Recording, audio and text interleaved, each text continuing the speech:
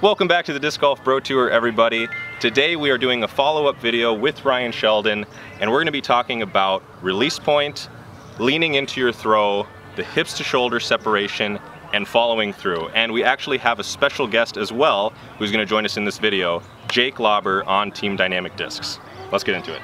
Let's do it. Let's do it.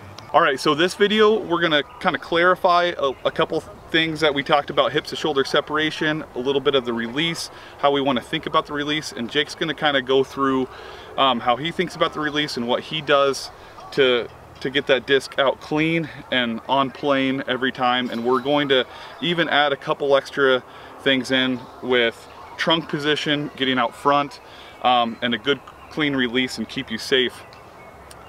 So a couple things to rehash.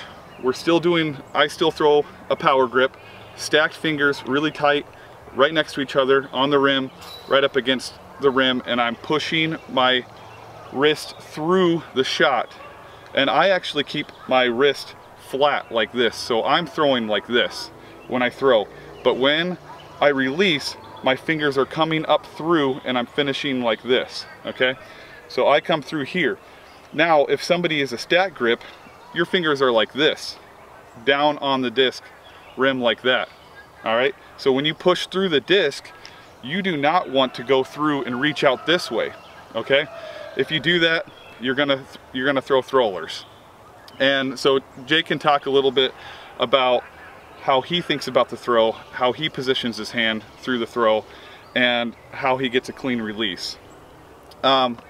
So first we'll talk about hips to shoulder separation. We'll kind of go through that again and how we think about it and how that relates to a clean release. So first off, hips to shoulder separation is when I'm in my power position, I want to get my hips all the way open to my target with my shoulders 90 degrees as far as I can away, pointed towards my target. And so obviously we went over the throw before, where I'm thinking about keeping my hips closed or open the whole time, and I rotate away from the basket and throw through. Now, as we get longer throws, we're obviously going to close our hips, but then when my front heel hits, I open my hips and try to keep my shoulders closed and down. So as I go forward, I don't want to lift up. If you lift up, you're probably going to sneak that elbow forward, and it puts a lot of tension on the elbow. There's a lot of people who are throwing with that leading elbow that you're going to probably have arm problems. You're going to put strain on that UCL, on your bicep, on your shoulder. It's not a course that you want to take, because as you go through, you're just pivoting around your elbow, and you're not hips to shoulder separation with trunk lean to get the disc out.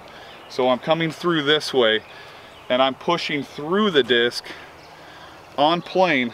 I'm not pronating, I'm not supinating under the disc. For me anyway, I'm not coming under the disc, I'm going straight through the disc.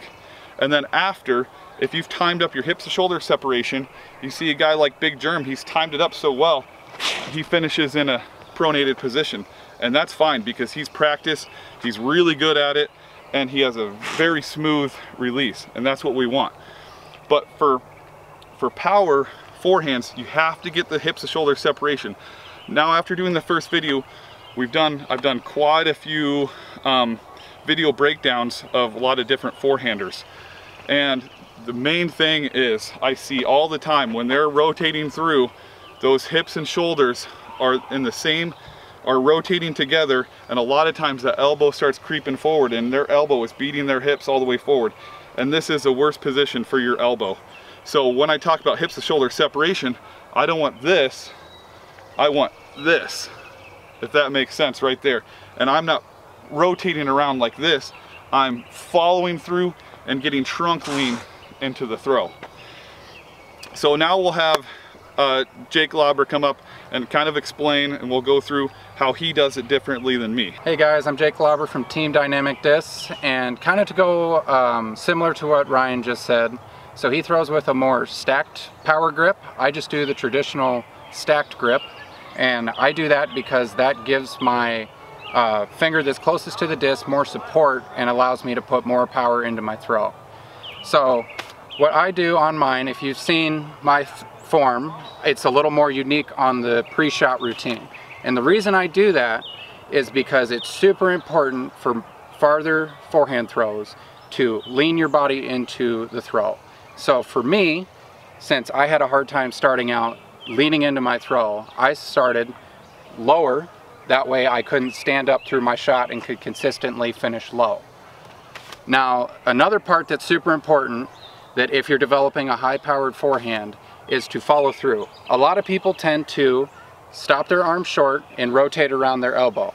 That's putting a ton of pressure onto your elbow and your shoulder, and over time that will result in injury or tennis elbow or aggravation, and we're trying to avoid that. So you really want to extend all the way out and follow through all the way through.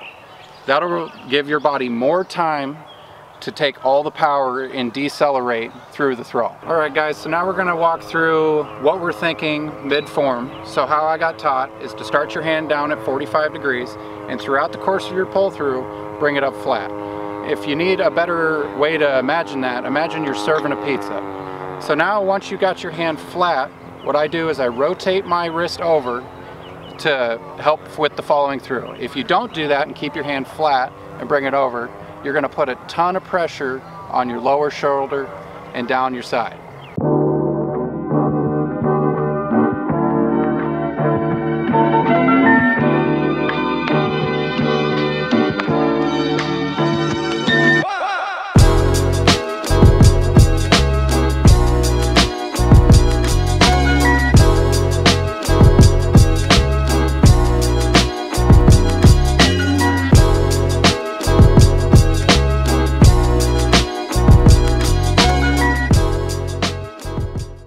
So what you saw there from Jake Lauber was a smash.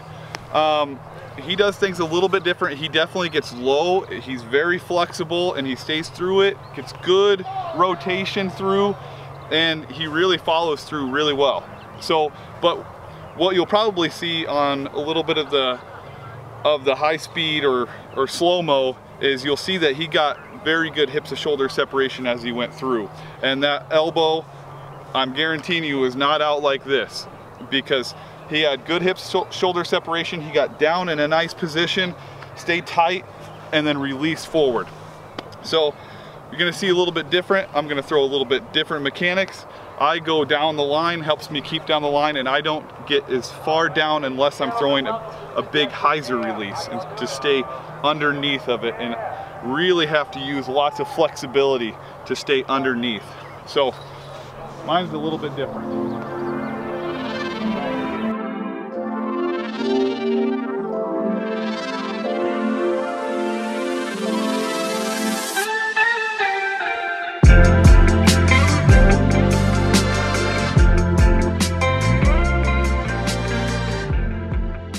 Thank you so much once again for tuning into the Disc Golf Bro Tour. We had a great time out here learning a little bit more from Ryan himself and Jake Lauber, a little bit more about their forehands. We are super excited to continue the partnership with Ryan. Hopefully we can do some more videos for you all, show you some more stuff that you'd like to see. Get down on those comments one more time. Let us know what else can we show you. We are listening to the comments, so we appreciate all of that. I want to thank Jake Lauber and also Ryan Sheldon for being here. We appreciate it, man. Yeah, look forward to doing more of these in the future. Absolutely. Thanks for having me again. Absolutely. All right. See ya.